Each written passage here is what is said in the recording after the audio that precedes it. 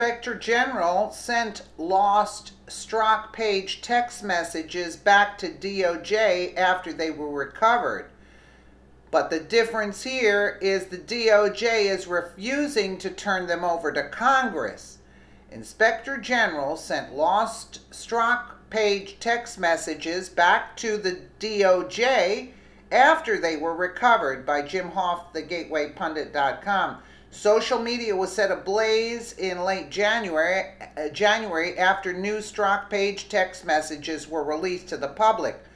Sean Hannity told his audience multiple sources confirmed the Inspector General was retrieving the missing messages between deep state lovebirds Peter Strzock and Lisa Page.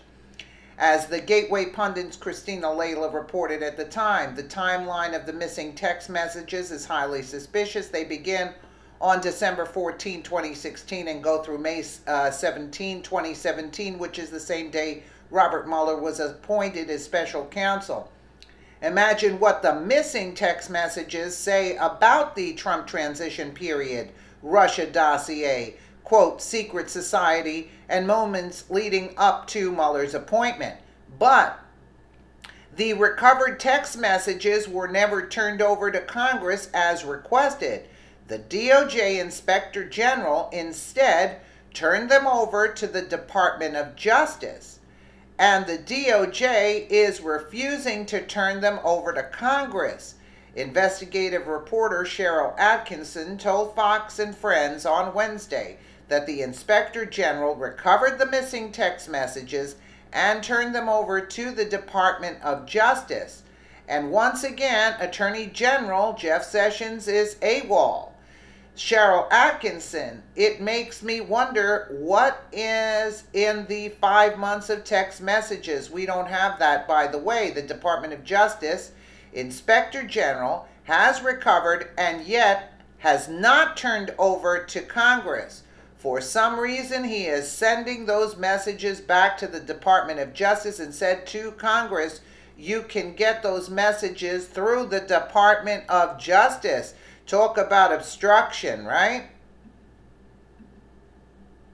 Well, it makes me wonder what is in the 5 months of text messages you wonder? We don't have. But by the way, the Department of Justice Inspector General has recovered and yet has not turned over to Congress. For some reason, he's sending those messages back to the Department of Justice and said to Congress, you can get those messages through DOJ. I won't object to that, but you know, it's just adding another layer and delay into seeing what was really So Jeff Sessions should be the one to say, okay, take it. I don't know what his recusal covers. I don't know how that happens, but I think those text messages should have been turned over the day that Congress found they had been recovered. Why don't they have them? What do you think that means? POTUS wants to know everything we're doing. I think it means what it says. And perhaps in the missing messages, we don't know, but perhaps there are reports or more information on that. Okay, so these text messages we're seeing, the Senate has gotten their hands on it. They asked the Department of Justice. These are the ones they've given. So far, there are probably thousands of others that only the Inspector General at the Department of Justice has in his custody. You know, apparently his report's going to come out in a month or two. Do you trust him? Well, you know, I have no reason not to trust him on his face, but I will say that Congress, when they wanted to see those messages, they said that he did not notify them that he had recovered them. Remember, these were thought to be missing. It was just a 1 week story. We thought that they lost it because of the device, Samsung. So first of all, the IG didn't tell them initially if he discovered 5 months was missing, and then once Congress discovered it and announced they were missing, he didn't come immediately, or the office didn't come and say we have them, and now has not given them to Congress directly. One other thing we need to remind folks is you're suing the Department of Justice because you feel the Obama administration spied on you with one of those keystroke monitoring programs. We know this from our forensics. We've had, I think, 7 forensics exams by different groups. We've presented a lot of detail to the court now, and we amended our complaint Monday to include the FBI and Verizon on this as well. I want to move on to FISA, but I do want to bring up one area in which I think we just need explanations for. They find on Anthony Weiner's laptop information, Abedin, which is linked to Hillary Clinton. The New York office was told that by Weiner's lawyers. Listen, it's on here. So the FBI office calls Andy McCabe And there's 3 weeks between when that communication happens and when we all find out about it. And Hillary Clinton says, to this day, that's the reason why I lost, okay?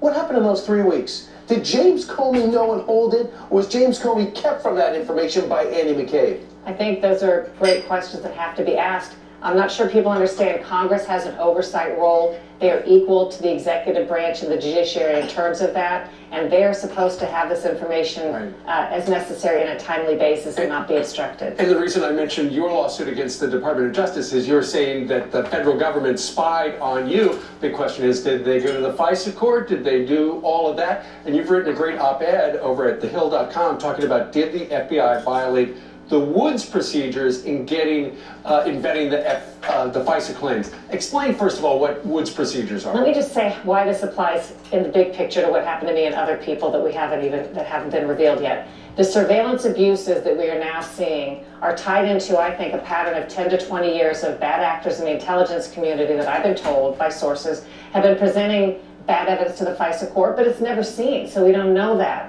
To obtain illegal warrants or warrants that would not otherwise be granted. There are other surveillance abuses that allegedly occurred. I think this is all connected. And the reason they didn't want Donald Trump, it's not so much his political positions and how much they hate him. He was the one guy that once elected, they feared would come in there and peer at what they've been doing the past 10 to 20 years. That's why. Yes, it's bigger than the 2016 election. It's why did they do that? Right. Go ahead. The Woods procedures say, my read of it, you can read for yourself, you're not allowed to present a single unverified fact to the FISA court. Doesn't matter how much they relied on it, so not a single unverified Why did the dirty fact. dossier get into their hands? That's the question. I had two high-ranking sources who worked under Obama, and one of them also worked under Clinton and Bush, who both separately contacted me when they heard this news and said criminal. I didn't ask the question, they both said criminal. Wow, so if you present something and you have a footnote at the bottom that says presented by a political organization, that's not enough. And you gotta, well, we don't know what happened in that room. Do you believe, Cheryl, that the New York Times request, along with that, the request that's put forward from Congress, will get the transcripts out and find out what took place for the first time ever between that judge, or those judges, and those and the FBI? It depends, you know, will Congress press to do it? Will there be a lot of opposition and squawking about it? Again, the New York Times wants it. Yeah, another intelligence source of mine said, this is now a legitimate pretext to look at all of the FISA activity that's occurred over the past 10, 20 years. I don't think that's going to be done. I think it ought to be done. Yeah, pulling back the curtain. We want to see what really happened. These are people on the inside saying this. These are intelligence-connected people, not outside. You see, they're hiding it. That's why I'm not too keen on Horowitz, you see? Let me know what you guys think in the comments below. And again, thank you so much for watching.